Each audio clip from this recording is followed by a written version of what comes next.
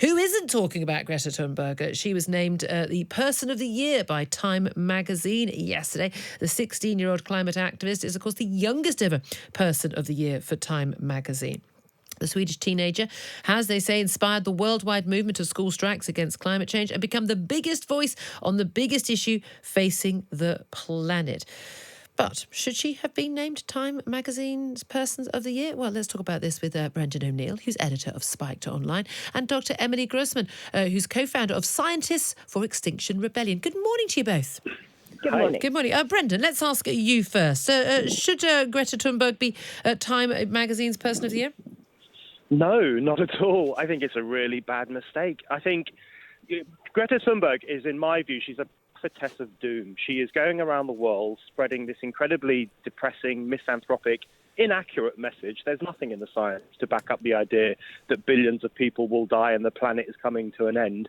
And she's making, not her, but the way in which she's been exploited by the Green Movement, including by Extinction Rebellion, they are making children feel ill. There's a rise in eco-anxiety, there's a rise in eco-related mental ill health, and that's all down to adults using young people like Greta to foist a really depressing message on the world. Emily Grossman, I've got a funny feeling you're going to disagree. Undoubtedly, whether someone agrees with Greta Thunberg's message or not, she has been hugely influential and probably one of the most talked about people this year. An incredible voice, and she's taken things in terms of the climate change movement, sort of completely changed the position in the public awareness. To go from being a sort of solitary school striker a year ago to having 7 million people on the global climate strikes just last month is pretty incredible. And in response to those comments about her, I mean, everything she is doing is based on absolute hard evidence, absolute hard science. There are many top climate scientists who are indeed saying that if we do not act radically and we don't act now, that we will be in a situation, certainly within years, if not decades, where we risk the absolute threat to our civilization, we risk the threat to billions of lives. That is indeed true. It's based on hard science. And yes, there is anxiety amongst children. The anxiety amongst children, I work with children. That's part of my work. I'm a science communicator. I go into schools and I work with children, and they are anxious. And they're anxious because the adults, the grown-ups, the government, even their parents are not doing enough to address this crisis, which they are learning about at school. And they know the truth. Greta knows the truth. I know the truth. Scientists know the truth. And kids these days know the truth. And they are disappointed and terrified because adults are letting them down. But Emily, should we be fating a child, a 16-year-old, and she was being fated when she was just 15 as well? Should we be fating a child who is sending this message? Shouldn't we? I mean, she's become very much the face of this issue, but at the same time, we're told you mustn't ever criticise the message, not her. People shouldn't be criticising her, or I mean, some horrible stuff about her looks and things like that. But people shouldn't even be questioning or criticising her message because she's a child. Is it right for a little girl to be used in this way, as some people fear? Well, first of all, she's a figurehead. She's a figurehead for all of the anger, the fear, the rage, the frustration that we in society feel at the fact that action is not being taken and the fact that scientists have been ignored for 40 years now. And she's brought this to the fore. She's brought it to the public consciousness. And now everyone is scared and everyone is angry. Can I just say, Emily, you said you're a scientist. You keep saying we and you keep saying everyone, but not everyone does feel that way. The polling's quite clear that actually some 50% of the population don't feel that way. Brendan O'Neill, anger, fear, she's bringing this to the fore, and because she's this youthful figurehead, actually we are paying more attention. Is the argument? No, I just think, environmentalism increasingly sounds like a kind of religious cult, a religious death cult, in fact, with its kind of prophecy about the end of days, about the need to correct our sinful behaviour. And now, in Greta, they have this kind of messiah figure, this innocent child who's come to save us all from ourselves. It's a really weird medieval-style movement, and Extinction Rebellion, I'm afraid, sums that up.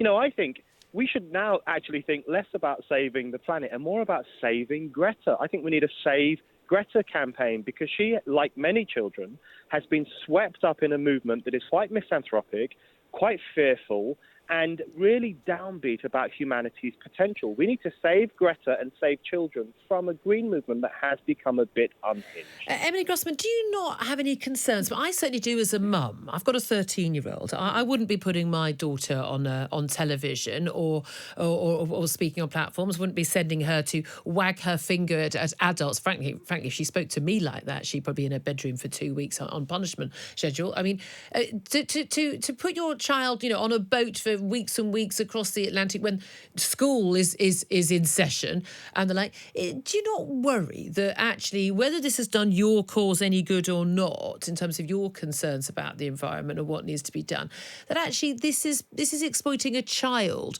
who, you say the science backs up everything she has to say. A lot of the things that she does have to say are provably untrue. The exaggeration, some of the things you just said. I've read IPCC reports. They're not backed up by what the science is actually saying. Do you not worry that this is a child that's being exploited? Well, I have to say that actually you're wrong. Everything that I've said is backed up by science. There were 11,000 scientists who've recently endorsed research to say that we are in clear and unequivocal emergency. And if we don't act now and act radically, we'll be facing untold human suffering. That's you earlier on talked about billions of people's lives at risk and the planet at risk. No, there's no scientific evidence for any of those statements. There actually is. Johan Rockström from the Potsdam Institute of Climate Impact Research has said that once we get to the end of the century, we're moving towards 4 degrees of warming, and he personally, as a top researcher in climate change, cannot see how the planet could hold more than 4 or 8. We're not moving anywhere close to 4 degrees of warming. We're not even approaching 2 degrees of warming. Again, I'm sorry, but I'm not. I don't want to talk over you. But Emily, that is simply untrue. Can we go back to the issue of Greta and exploitation? Yeah. Absolutely. So, you talked about her being exploited by this sort of quasi-religious death cult and society.